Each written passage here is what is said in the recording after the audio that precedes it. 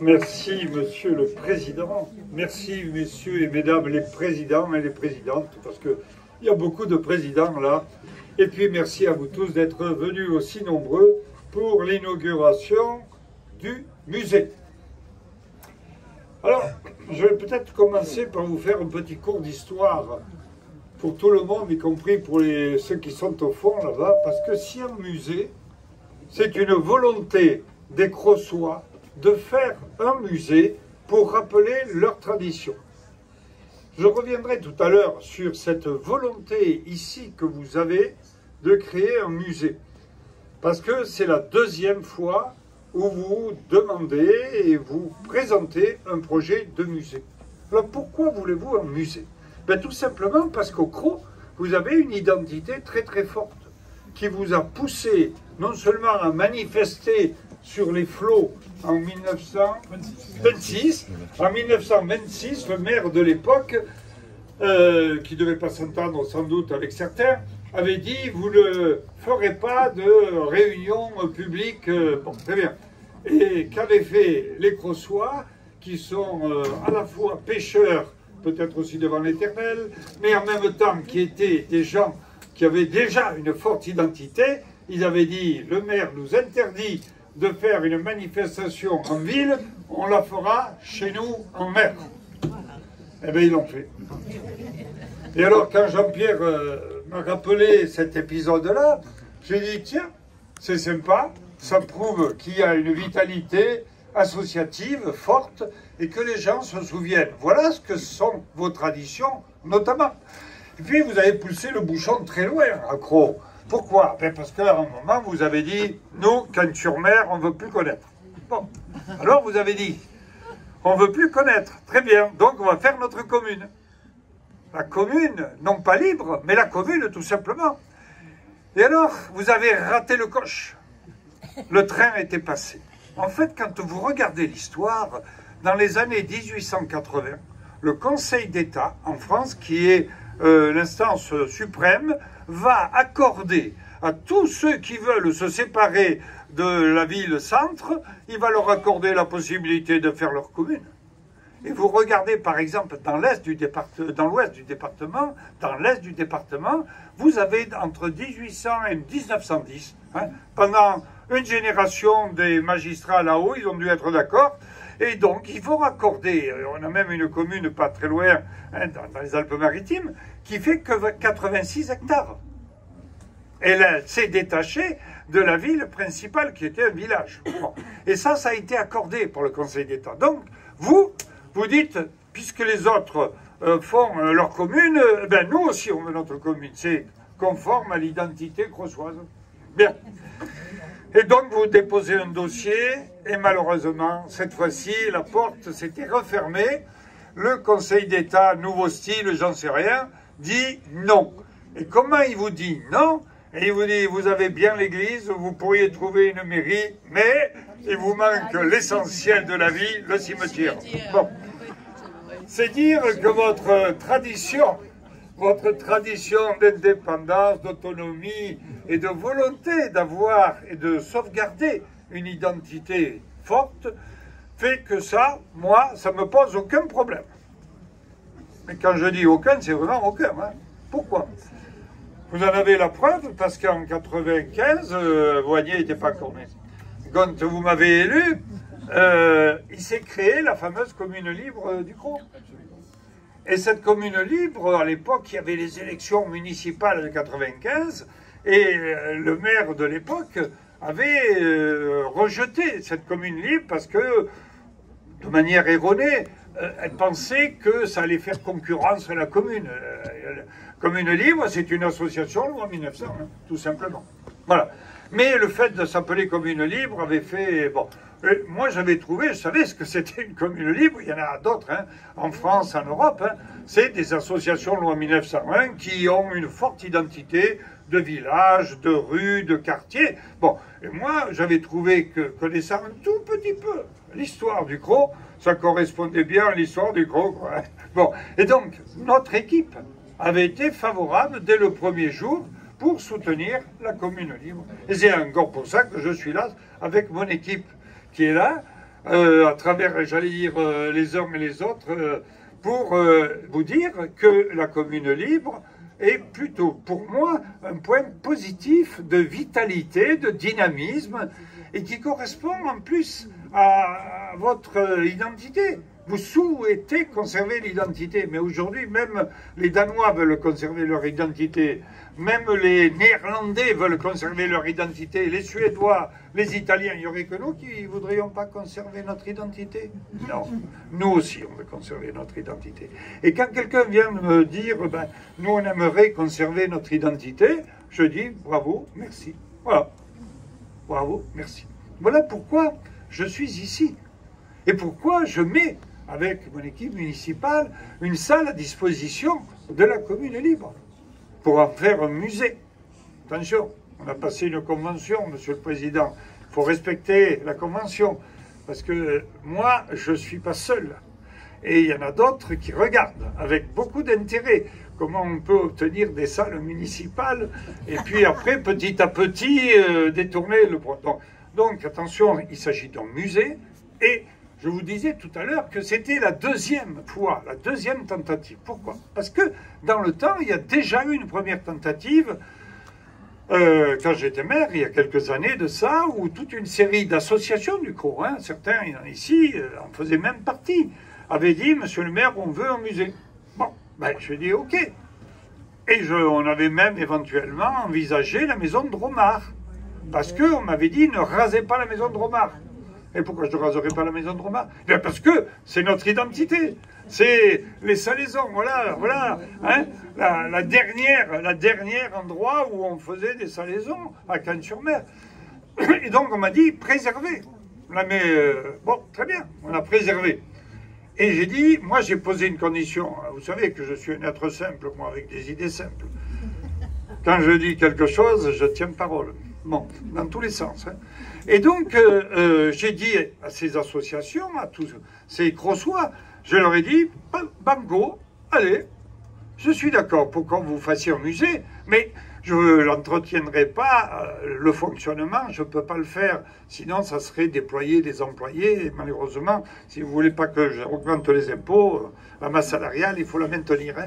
Donc j'ai dit, donnant, moi je vous mets un local à disposition, et vous entretenez, vous constituez les pièces du musée, ce que vous a dit tout à l'heure Jean-Pierre, quand il a fait un appel.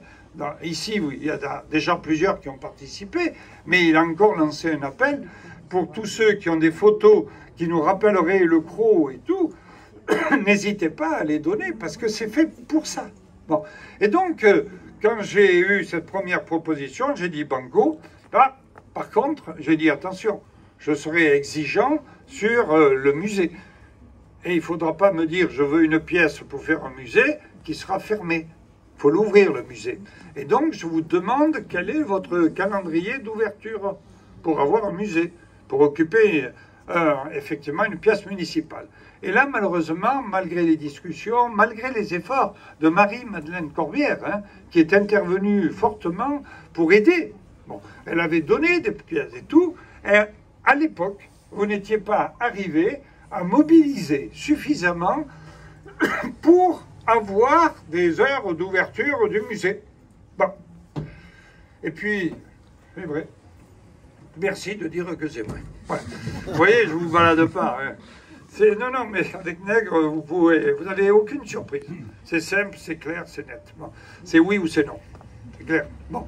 Et donc, là, j'avais dit oui, mais vous n'avez pas pu. Et là, il y a une deuxième tentative. La deuxième tentative s'inscrit dans une démarche un peu différente, à la fois de votre côté où c'est beaucoup plus structuré, la preuve, on en est là aujourd'hui, et en même temps, pourquoi on en est là? Ben parce que en 21, je crois que c'est en 21, où la poste a fermé, et ils nous ont claqué dans les doigts, et donc on s'est retrouvé ici avec quand même une surface qui n'est pas négligeable dans la rue la plus commerçante de Cannes. Donc, priorité du maire que je suis, c'est d'assurer la pérennité de la rue commerçante du Crau de Cannes. Pourquoi? Ben parce que là, vous avez un bijou assez exceptionnel, hein, cette rue des Oliviers est exceptionnelle. sur 200 mètres, vous avez des commerces et vous avez effectivement beaucoup de monde qui vient, qui fait tourner cette rue, donc qui fait tourner le quartier et qui permet justement d'irriguer, d'alimenter le village du Crau. Voilà. Si, imaginez un instant que la rue ne fonctionne pas, qu'elle soit semblable à la rue de la Grève. Le Crau serait mort. Donc, la priorité des priorités que nous devons tous avoir, c'est que cette rue fonctionne. Et je regrette qu'à l'heure actuelle, on ait 2 commerces fermés. Hein. Donc, j'ai demandé que ce soit... Hein, il y en a un qui va réouvrir, mais on veille énormément. Et j'ai donc demandé à la fois à Laurence et à Pierrette de bien vouloir s'en occuper. Et vous aussi, de la même façon que Jean-Pierre tout à l'heure a lancé un appel pour avoir des photos, des trucs, des machins, moi je lance un appel. Hein. Ça serait bien que vous nous aidiez à faire en sorte que les 2 commerces qui sont fermés puissent réouvrir. C'est dans l'intérêt de tous et du Crau en particulier. Donc, quand merci, voilà, je parle beaucoup. Hein. Quand la Poste nous a redonné notre bâtiment, on a dit, qu'est-ce qu'on fait? Ben, j'ai dit, on va faire un commerce. Voilà, parce que la priorité des priorités, c'est d'assurer le flux commercial dans la rue. Ne serait-ce que pour les commerçants et pour vous. Et puis, on a un peu de mal à trouver des commerces aujourd'hui. Hein. Et donc, à ce moment-là, arrive Jean-Pierre, avec ses gros sabots. Hein. Il vient me voir et il me dit, on pourrait avoir une idée pour utiliser cette pièce qui, pour l'instant, monsieur le maire, vous en faites rien. Alors je le vois arriver, je commence à le connaître. Hein. Et je lui dis, oui, alors qu'est-ce que tu veux faire? Il me dit, je veux faire un musée. Ah, je lui dis, c'est la 2e fois qu'on me propose un musée, de manière honnête, hein, attention. Hein. Et je lui dis, pourquoi pas, en attendant. Et c'est pour ça qu'on a passé une convention d'1 an. Mais, attention, renouvelable. Hein. Non, c'est une convention, c'est écrit, c'est signé, on l'a signé tous les 2. Si vous voulez, je vous la montre. Je ne vous cacherai rien. Bon. Et donc, c'est une convention d'1 an, en disant, banco, on va tester, on va voir. Si la première tentative avait été un échec, la deuxième peut être une réussite. Et là, il m'amène une idée. Et il me dit, ah, mais on va aller chercher effectivement nos traditions et notre histoire. Laquelle? Eh bien, celle des pêcheurs napolitains. Ah, ça, c'est original. Et je lui ai dit, ça c'est bien, parce que personne avant n'y avait pensé. Et donc, relier ça relie vraiment avec l'histoire du Crau. Hein. On m'a donné une petite fiche. C'est pour ça que je parle d'histoire. Au lendemain de la Révolution française, on remonte jusqu'à la Révolution. Une famille de pêcheurs mentonnais vient 2 mois par an, voilà, jeter ses filets au large de ce qui allait devenir le Crau et qui était alors que des marécages. Rappelez-vous, enfin non, rappelez-vous, je ne sais rien, mais, non. Vous avez des documents de voilà. Jean-Pierre me dit, si vous en souvenez pas, c'est pas grave, il y a les documents derrière. Donc, voilà.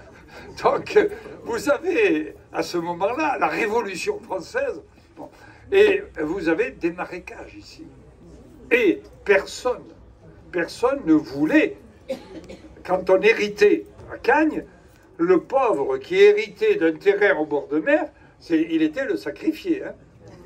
Ah, personne ne voulait de terrain au bord de mer. Pourquoi? Pour 2 raisons. C'était un marécage, donc on ne pouvait rien y faire pousser à l'époque. Hein. Si vous ne plantez pas quelque chose, il n'y avait rien. Et 2, en plus, il y avait les moustiques. Donc, et un peu avant la Révolution française, et un peu après la Révolution française, il y avait une 3e raison pour ne pas trop habiter au bord de mer. C'était quoi? C'était les Sarrasins. Les Sarrasins. Les Barbaresques. Eh ouais. Eh bien, vous allez, alors pour ceux qui ont un peu de vie locale, vous allez à la Gué, le sanctuaire marial au-dessus de Nice. Vous y trouvez, je l'ai vu de mes propres yeux, vous y trouvez un ex-voto, hein, c'est un petit panneau qui a été fait de manière tout à fait amateur, hein, 1800 de mémoire, hein, 1832. C'est après la Révolution, hein, je précise. Et c'est même après la Révolution de Juillet. Bon, donc 1832, c'est pas vieux. Bon, eh bien, il y a un pêcheur niçois qui vient amener un ex-voto, il va aller à la Gué pour ça, hein, va amener l'ex-voto, pourquoi? Parce qu'il a échappé de justesse à une razzia dans la baie de Nice des Barbaresques. Qui tenait la Méditerranée, hein? Eh ben, nous, on avait perdu notre flotte, hein, à Trafalgar.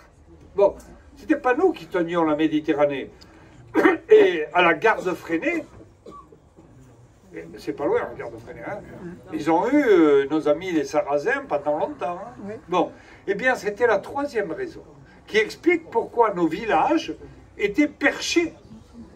Ils étaient perchés parce qu'on avait le temps de voir les mecs arriver et éventuellement de se mettre en défense, quoi. Mais si vous étiez au bord de mer, vous avez ce qu'on appelle des razzias. La razzia, vous débarquez, vous prenez tout ce que vous voulez, puis vous repartez. Voilà. Et vous vous retrouvez en face, en villégiature. Bon.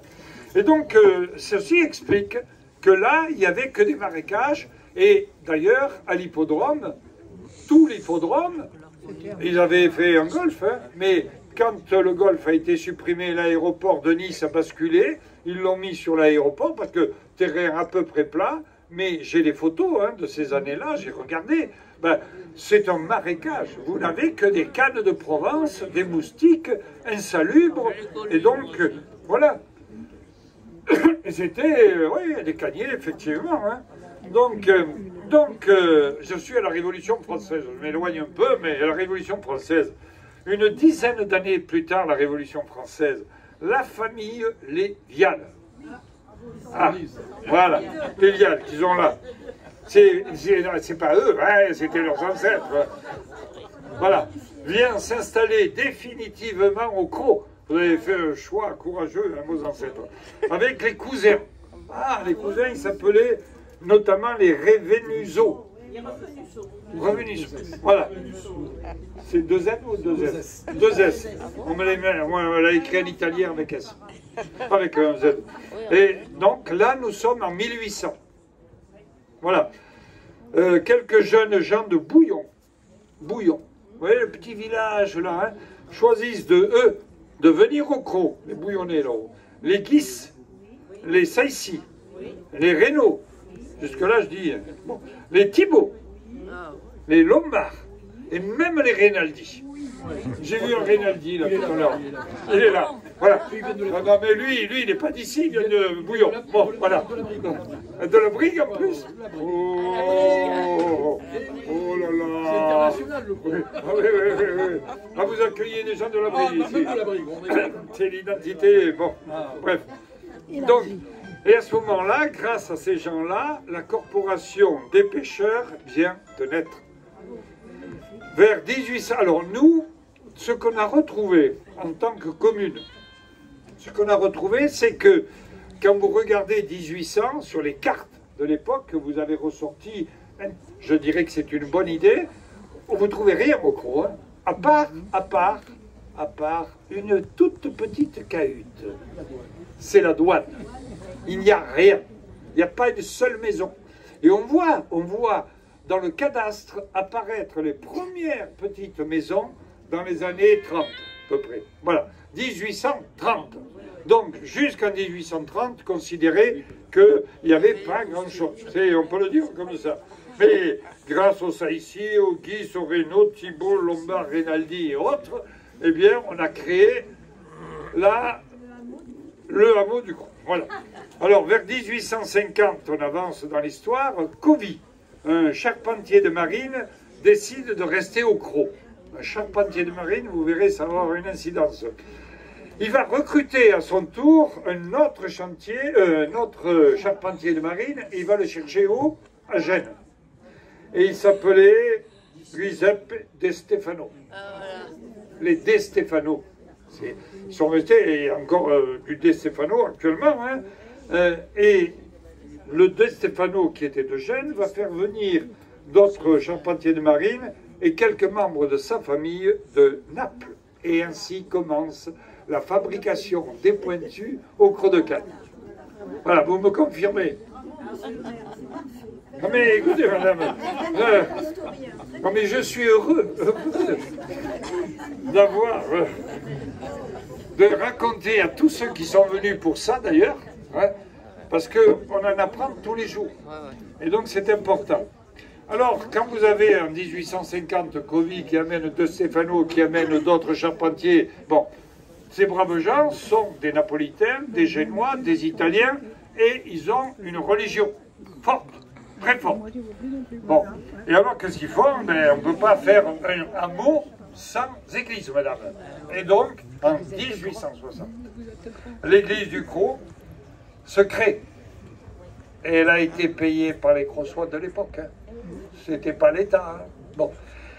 Puis, après l'église, on en a besoin spirituellement, il faut des nourritures matérielles, il faut de beaux esprits. Et donc, en 1872, après Napoléon III, donc, hein, on est déjà dans la Troisième République où on y arrive, on crée l'école. Voilà, vous voyez. Donc, d'abord, les pêcheurs s'installent, ils créent un hameau, puis ensuite, vous avez l'église, et puis ensuite, vous avez vraiment... Et quand on dit aujourd'hui qu'il faut remettre l'église au centre du village, c'est pas si mal. Voilà. On comprend bien, grâce au Crau, ce que ça veut dire.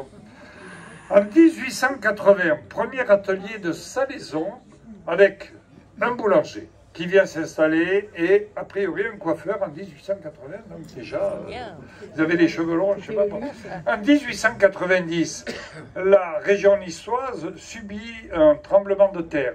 Le campanile de l'église du Crau n'y résiste pas, messieurs et dames. Il est remplacé quelques années plus tard par le clocher que vous avez et qui est un clocher typique et unique. Il est le seul à être comme ça. Et c'est pour ça d'ailleurs qu'il avait été mis sur la page de couverture du Petit Futé il y a quelques années de ça. Parce que lui, s'il y a quelque chose qui est identitaire, du Rotard, du Guy du Rotard. Le Guy du Rotard qui avait pris, pour la Côte d'Azur, hein, qui avait pris le clocher du Crau. Parce qu'il est unique, il est seul et il est identitaire lui aussi. Hein. Il représente une identité forte. Alors, il n'est pas dit, mais moi je vais rajouter, parce que le clocher du Crau, ben, il a pris un coup sur la tête par le tremblement de terre. Il s'écroule. Et il va être refait. Et il va être refait avec qui? Il va être refait par une souscription avec les gens du Crau. Et notamment, puisque vous m'avez l'air de bien connaître l'histoire, il va dans les souscripteurs qui vont faire ce clocher, il y a Nègre. Eh oui, on est peut-être de la même famille, oui. Voilà, donc, non, mais, voilà, moi je lui apprends des choses, elle m'apprend des choses, donc, voilà. Et donc, vous voyez pourquoi je suis là ce soir. On a, pour le clocher, qu'on a remis, et puis on en a remis une couche ensuite, quand vous avez voulu, hein, vous avez voulu, effectivement, retaper cette église, il y a quelques années, c'est pas vieux. Vous êtes venu en 2013. Vous êtes venu me voir, les uns et les autres, pour me dire, monsieur le maire, cette église vous appartient. Voilà. Et donc, quand vous êtes venu me voir en 2013 pour me demander de mettre quelques centaines de milliers d'euros pour l'église, je vous ai dit, ouh, ça va faire cher. Bon. Pour une église plus ou moins fréquentée quand même, hein, ça déborde pas quand même. Hein. Ouais. Bon. Et donc, simplement, je vous ai dit, avec ma philosophie qui vous connaissez, c'est, eh ben, écoutez, aide-toi et le ciel t'aidera. Voilà. Bien. Aide-toi et le ciel t'aidera. Qu'est-ce que vous avez fait? Eh bien, tout de suite, vous avez lancé une souscription ici, au Creux de Cagnes. Et vous vous êtes débrouillé pour trouver des dizaines de milliers d'euros avec Madeleine Corbéen, hein, qui a été très, très active. Hein. Et vous vous êtes débrouillé pour venir me voir en me disant, voilà, nous, on a fait notre part. Maintenant, monsieur le maire, faites la vôtre. Eh bien, moi, ça, je comprends. Je reçois 5 sur 5 ce message-là, parce que rares sont ceux qui payent de leur personne. Il y en a beaucoup qui râlent, il y en a beaucoup qui parlent, mais alors, qui payent, il y en a moins. Hein. Bon, eh bien, moi, je suis sensible à ça. Voilà, vous êtes cohérents, vous voulez sauver votre église, ben vous êtes les premiers à verser votre bol, vous la versez, alors moi, j'ai dit pas de problème, on suit. Et on a suivi. Et aujourd'hui, grâce aux artistes qui ont fait ça bénévolement, on est arrivé à une chapelle du Cros qui est une chapelle magnifique. Magnifique. Voilà. Et on veille. Et chaque fois, je demande au curé, attention, monsieur le nouveau curé, hein, ça change. Le maire ne change pas, mais le curé change. Bon. Et donc, non mais ça c'est votre faute. Hein. Bon, c'est vous qui me conservez. Donc, le curé, chaque fois quand il arrive, je dis, faites gaffe, monsieur le curé. Hein. Vous, ici, vous avez un quartier qui s'appelle le Cros. Et au Cros, ils veulent être baptisés, enterrés, mariés, à la chapelle du Cros. Et il y en a un de curé qui nous avait dit, mais moi, j'ai l'église à côté, l'église ultra-moderne. Hein. Bon, c'est l'église principale. Bon, eh bien, il avait fallu que je négocie, j'allais dire, avec le curé pour que vous mainteniez, pour qu'il maintienne, hein, parce qu'il ne voulait pas. Bon. Après, il y a d'autres curés qui comprennent tout à fait et il n'y a pas de problème. Donc, voilà pourquoi vous arrivez jusqu'en 1920. Je vais sauter quelques paragraphes. Et donc, entre 1920 et 1930, le Cros compte alors une centaine de barques. Et vous êtes, et nous sommes, le village, la ville où il y a le plus de barques sur la plage. Et vous les voyez, il y a des photos. Hein. Vous avez une centaine de barques. La mairie annexe est créée en 1925 et on a encore des paysans qui cultivent en 1925 quand même. Hein. Il y a un siècle, quoi. Des orangers jusqu'à la fin des années 30. Et puis la route du bord de mer qui s'appelait la route du soleil. Et on commence la route du soleil avant-guerre en 1932. Et puis on va tirer. Alors les pêcheurs, ils utilisaient effectivement la plage pour tirer les barques, mais vous avez vu que la route du bord de mer a été faite sur la plage. Et oui, et on a des photos qui montrent que la mer, elle peut monter sur la route. Et même un peu plus que la route d'ailleurs. Bon, voilà, et il faut vivre avec. Hein. Et donc, on fait à ce moment-là, les pêcheurs disent on n'a plus la place de mettre nos barques, il nous faut un port. Alors, ils obtiennent le port à Brie et les travaux sont adjugés en 1937 à la Société des Grands Travaux de Marseille. En 1939, le port à Brie est opérationnel, mais il avait été mal pensé et donc, à ce moment-là, le courant Ligure ou autre amène régulièrement gravier et galets qui bouchent l'entrée du Cros. Voilà, à Marseille, c'était une sardine, nous c'est les galets.